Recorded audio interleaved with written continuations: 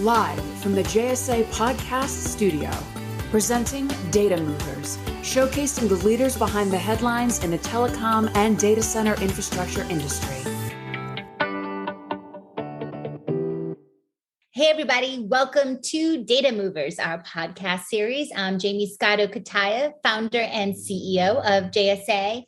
And with me, as always, and so blessed to have my co-host, top B2B social media influencer, the fabulous Evan Christel. Hey, Evan. Hey, good to see you as always, and welcome everyone to Data Movers, where we sit down virtually with the most influential folks in our leading telco and data center and cloud world, supporting the network infrastructure requirements of this new normal. But before we jump in, Jaymie, were you a big investor in Facebook? I hope not. I thankfully, missed that one.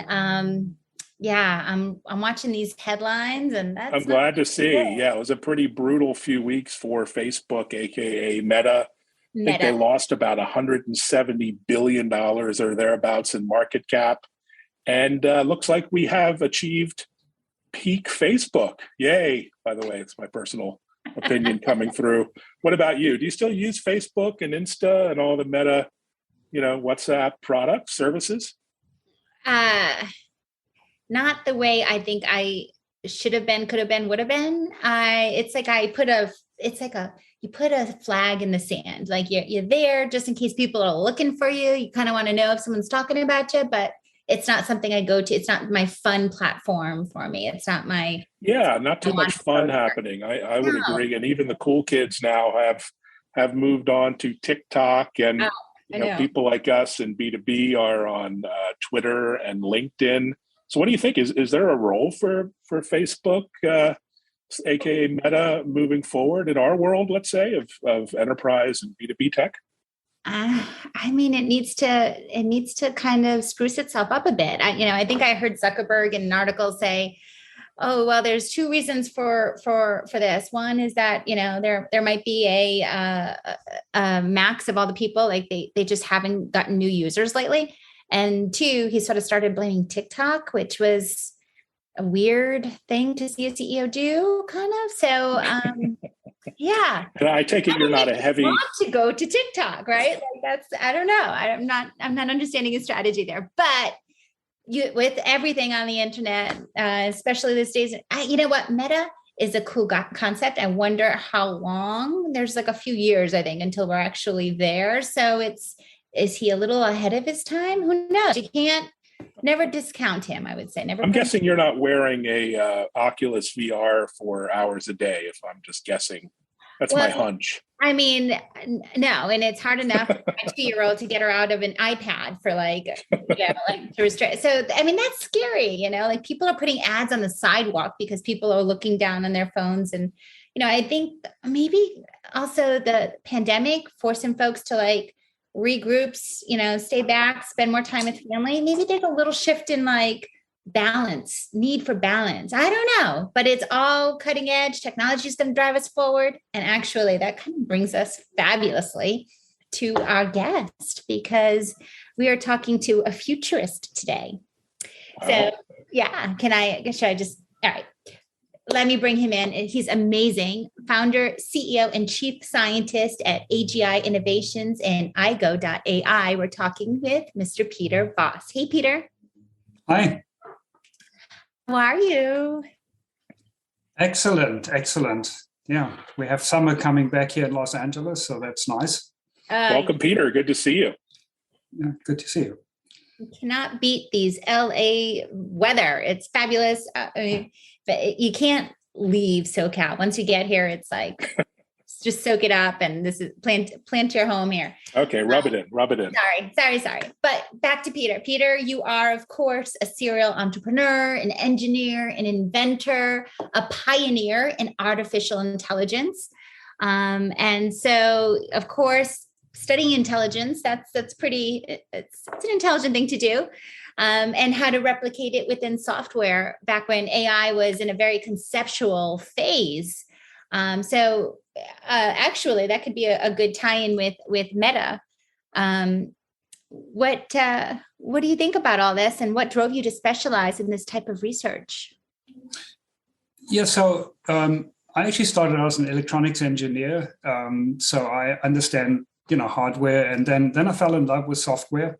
And my hardware company, my electronics company, turned into a software company. I developed an ERP software package that became quite successful. We grew rapidly to 400 people, did an IPO. So that was super exciting. But it's when I exited that company, I thought, what do I really want to do? What big project do I want to tackle? And what struck me is that software really is quite dumb. And I'm saying that I was very proud of my software that we developed. It was excellent software, but still, if the programmer didn't think of some scenario, the software would just, give you an error message or crash maybe. There's no intelligence inherently in software. There's no common sense. Software doesn't really learn. So that is what struck me. And I want to say, can we solve that problem? Can we make software intelligent? Can we have software that can actually have common sense, that can have deep understanding, that can learn from how you interact with it and so on. And that is what got me started on studying intelligence and artificial intelligence.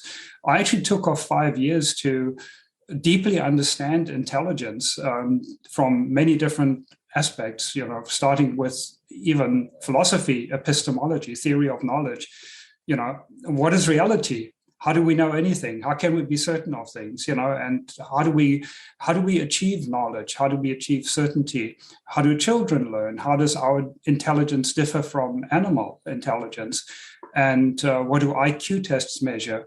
All of those different aspects of intelligence, to really deeply understand the concept of intelligence, to be able to then introduce that into software, to build software that has intelligence. And so after about 5 years of doing my own research, I then started off my first R&D company in then implementing these ideas and these insights that I got. And this then over many years transitioned into a commercial product, a conversational AI product. And that was my first commercial AI company. And, we learned a bunch from that. I exited that company and we went and developed the core technology further. And we've now commercialized the second generation of this technology in Aigo.ai, basically intelligent conversational AI. Yeah. That's fantastic. And I actually just learned today that you personally are known in the industry for coining the term AGI, artificial general intelligence. Which I'm excited about because I am waiting for my personal Jarvis, from Iron Man. This is Robert Downey Jr.'s personal assistant. I just can't wait to have one. So, but describe what AGI means, how it's different from AI, and when am I going to have Jarvis? That's the most important thing. We're working on it. But it would help. It would actually help if you could maybe give us 50 million or so. That would definitely accelerate. What's your Bitcoin wallet? I will get that. Right I knew you were going to turn it into. Okay, I'll send that to you. Right. Yes, AGI. I coined the term in 2002 together with two other people, and the whole idea behind why do we need this new term, artificial general intelligence or AGI. And how this came about is if you actually go back 60 plus years when the original term artificial intelligence, AI, was coined, it was really about building machines that can think and learn and reason the way humans do. So it was having human-like, human-level intelligence. And, the original founders thought they could crack this in a few years, and this was in, I think, the 50s, late 50s. Or early 60s, I don't remember. And of course, it turned out to be much, much, much harder than that. So what happened over the decades, the AI really turned into what is narrow AI. And it's actually sort of a subtle shift, but it's very, very profound and very important. So what happened is people picked one particular problem that they thought, well, this requires intelligence. Let's solve this one problem and call this AI. That's AI. And that's really what AI has been doing over the last 50 years or 40 some years, is solving narrow problems. But the profound difference there is that it's not actually the AI solving the problem, it's the programmer or the data scientist solving the problem. So, for example, one of the big breakthroughs we had was IBM building Deep Blue, the world chess champion. And it was really the programmers who figured out how they could write specific programs to use the power of computers, the vast number crunching capabilities of computers, and utilize it in a very clever way to play a really good game of chess. But the chess program doesn't really have any intelligence in the way we understand it in humans. It was able to play chess, but it couldn't even play checkers. And if you change the rules slightly of chess, it would, fall down. And this is really what's been happening in AI, solving very narrow problems, but they are actually solved by the intelligence of the programmer and the data scientist. And we are still there today, even with, the Go world chess champion, or protein folding, or all of the fantastic breakthroughs we are having in AI today. It's narrow AI. It's not really what the original idea of artificial intelligence was. So in 2002, I realized this and got together with some other people who had similar ideas. And we decided to publish a book on the topic to get back to the original dream of AI, to build thinking machines. Right. And we decided we really needed a separate term to distinguish what we're doing from what everybody else in AI is doing. So we came up with artificial general intelligence. And, it surprised us actually that the term sort of caught on, and now it's, very commonly used to describe human level or human-like intelligence. And that's what I've been working on really for the last 20 plus years. And so kind of begs the question, but can you tell us about any of the AI technologies you're currently working on at Aigo.ai? Oh, yes, absolutely. There's actually, I can give a very quick rundown in terms of, also the differences in how narrow AI is done by pretty much everybody in the field of AI, and how AGI needs to be done. DARPA came out with a presentation a few years ago that they called the 3 waves of AI. And what the 3 waves are, the first wave is what's also called good old-fashioned AI. Those are basically primarily logic-based approaches. So, formal logic, and it's all about logic reasoning. And again, Deep Blue, the chess playing system, is a good example of that. So that was the first wave of AI. Now, the second wave of AI is basically big data statistical systems, also deep learning, machine learning. And that second wave hit us like a tsunami about 9 years ago, when some of the big companies like Google and Amazon and IBM, Facebook, figured out how they could use massive amounts of data and massive amounts of computing power to build these AI models. And that's really what deep learning, machine learning is. And that's given us, tremendous breakthroughs in terms of image recognition, speech recognition, and of course, the $1 trillion business of targeted advertising, which is driving this whole deep learning, machine learning. But that's the second wave of AI. So first and second wave are really narrow AI. The third wave that DARPA described is a cognitive architecture, where your starting point is, what does intelligence, human level intelligence require, the flexibility that we have. And so you then build a specific architecture that encompasses the requirements of intelligence. And, that's basically what our approach has been. And so we have a cognitive architecture that has the ability to learn interactively as you're interacting with the world. It can reason about it. It has some common sense and so on. And so currently you're sort of working on that third phase. And then what has that process sort of taught you about intelligence in the brain? Yeah. So one of the things that, there are quite a few sort of technical aspects to it, but one of them is that common sense reasoning and common sense knowledge are really an important part of it. And it's very fuzzy. And, the information we get from the world is often contradictory, it's incomplete, and, it's not clean knowledge like you would expect out of a database. So you need the system to be able to deal with that kind of incomplete, contradictory knowledge, and knowledge that changes and can change all the time. And for that, you need metacognition. You need to be able to know when you don't know something or when you're not understanding things. So those are some of the sort of more technical aspects of intelligence as such that we understand better. So your system needs to be able to deal with the messiness of the real world.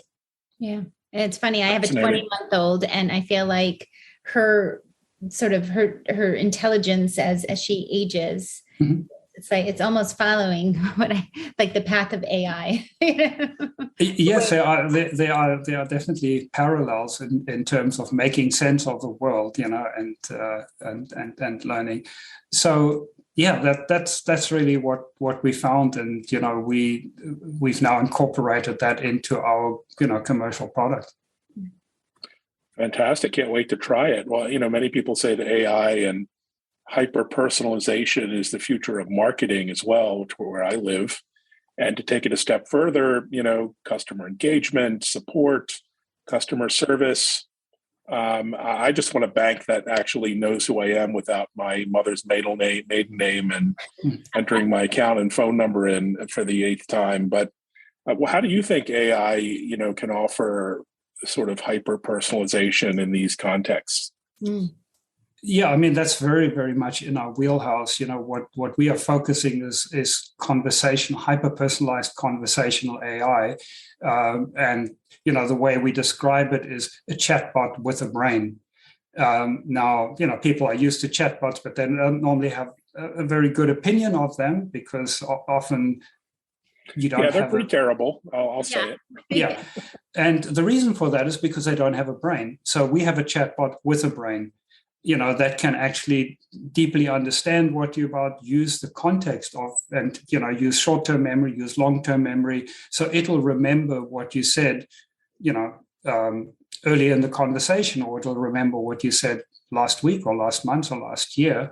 And it can reason about things and ask you to clarify things if you don't understand them.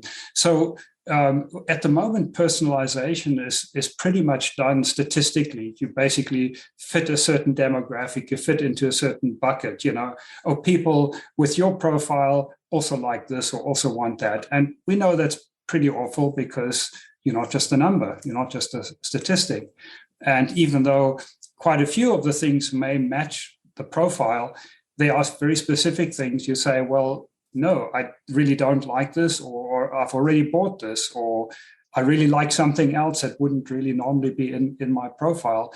So having personalization at the individual level is definitely the future. So, one of our big customers is 1-800-Flowers, and they're actually a group of about 12 companies, Harry and David and popcorn and chocolate and so on. And the founders of the company actually came to us, and they said, when we started the company, we were just one shop and we knew all of our customers. Now we have over 10 million customers. How can we give that kind of personalized service to an individual? And that's what we can achieve with this chatbot with a brain, this hyper-personalization, that basically when you engage with Aigo at 1-800-Flowers or companies like that, you can then say, I want to buy chocolates as a birthday gift for my cousin Jane or something. And the system will then know that you're buying chocolates for a birthday for a cousin, and cousin is called Jane. And that information should now be remembered for you specifically. and be available later on in the conversation, in future conversations, maybe a year later. Well, is the birthday coming up again? Did you like the chocolates, and so on? So that is really, absolutely the future. That's what people expect, not that they're just a demographic, and you just get bombarded with things that people like you may like. It's your individual personality. Yeah, and I'm a customer of 1-800-Flowers, and I can tell you they draw me back in because they'll be like, what's coming up, so and so's birthday, and I'm like, oh right, yes. And remember last time you sent this. You want to do it again? I'm like, yes. Click, good, done. Right. So they remind me of the thing that should be on my to-do list, and then they help me cross it off. I'm in. Right. Yeah, and we're adding the sort of conversational part of that now that we are introducing there, but we see that's really the future, as with all companies that we're working with. That's the kind of service they want to provide. And then of course on the other hand, that you mentioned support, giving support in call centers. I mean, all big companies are having a hell of a time getting the qualified staff, the correctly trained staff to be available at peak times. I mean, we all experience where you try to get support and you wait for 20 minutes, 40 minutes, an hour, whereas with the right kind of AI, the third wave, an intelligent AI, there's no wait time. And it's as if you're talking to the same agent when you call back. And the agent actually remembers what you were talking about last time, So it's actually, wow. It's not really just about saving money. Yes, you save money, but you're actually providing a better service than a human can. Yeah. This episode is brought to you by 1-800-Flowers. Nothing, just kidding. No. I mean, this is also so current, though. I mean, I was literally like on healthcare. I dialed in my number, and they were supposed to call me back. They never called me back. Anyway. It's every industry. It's airlines. Yeah, and we can do better. The technology exists now, and companies just need to step up and use chatbot with a brain. And you know what? This kind of brings us to our rapid fire part of Data Movers, which I love, where we ask you crazy questions, and the first answer that comes to mind, spurt it out. And I'm thinking about AI, and it really has just moved its way into the big screen, many Hollywood films, of course, and for quite some time now. So tell us, which one is your favorite movie or TV series? But we're not particular, but which one that features AI in the storyline that you love? Well, there are actually quite a lot of them that I really, really liked. It's hard for me to remember all of them. Bicentennial Man, I thought was really well done. And then, of course, Her.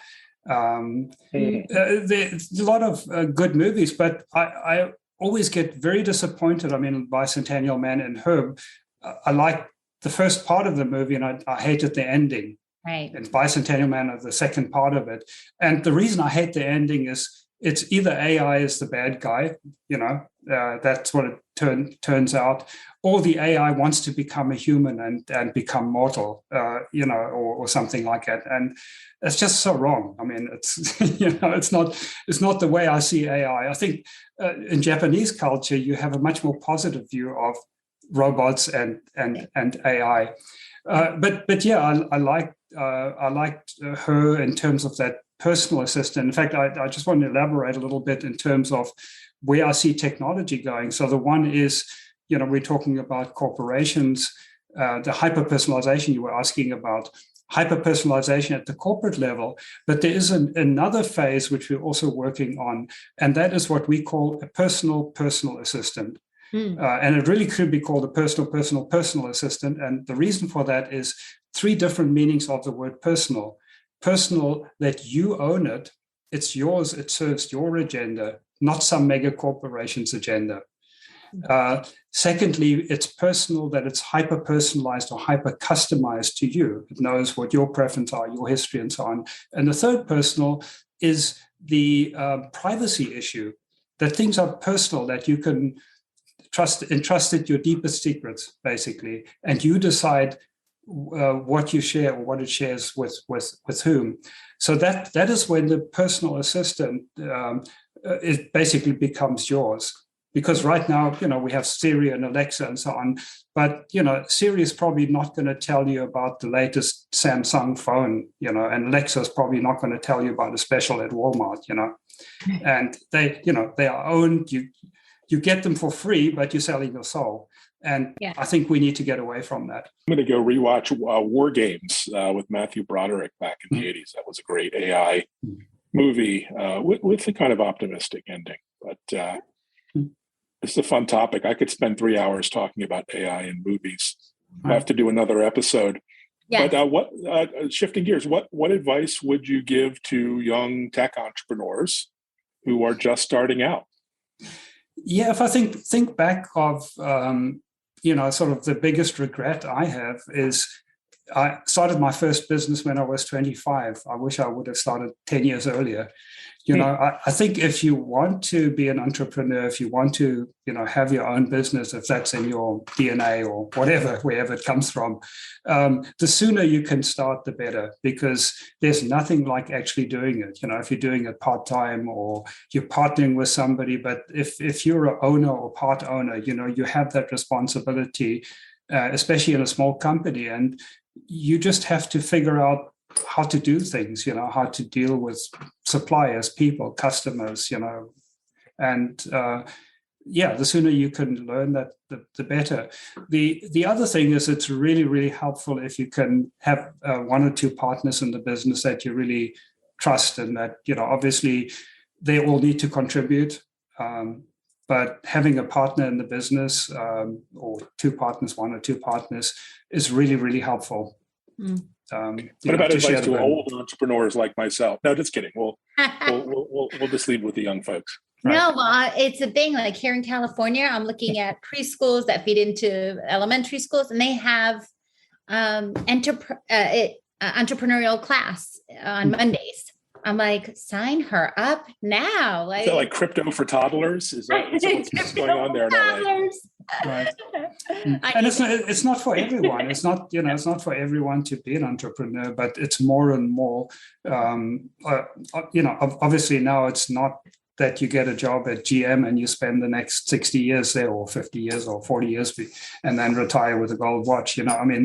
It's now people do take much more responsibility of managing their careers. And And with entrepreneurism, is that a word? Yes. And AI aside, what other modern technology could you not live without, and why? Obviously computers. But we're so used to so many things. The internet is, going back now and not having internet, not having a computer, that'd be pretty weird. I think about my college years, which didn't really have that. I think I brought a WordPress. Now we're really dating myself, but and I'm thinking, oh my goodness, how are these? How do you not get an A these days? You have your little laptop in class. You can just bring up any answer quickly. It's a whole new world. Wow, Jaymie, you're older than you look. Wow. God. Yeah. Well, the camera, the angles, the lighting. Yeah. Now what about? It's just amazing the technology that we have. When I started business, there wasn't even such a thing as a PC. Didn't exist. And I wouldn't want to go back there. No.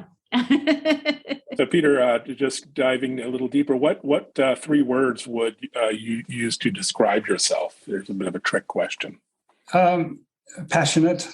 I'm passionate about what I'm doing. I'm driven. I'm curious, and I guess a 4th one, adventurous. You have to say innovative. Well, yeah. Only 3 words. We only have 3 words. Okay. All right. You pick them then. You pick them. Okay. And last question, and then we'll stop torturing you. But what is your favorite activity or hobby when you really just want to disconnect from technology? Fast motorcycles. Oh, wow. Would not have expected that. Wild side with Peter. I like that. Yeah. That's fun. Well, thanks so much, Peter, for joining us. That was really fascinating. I personally could spend another couple hours doing a deep dive, but we'll have to leave that for another time. Yes. Great. Well, yes. Thank you. This was fun. Yeah.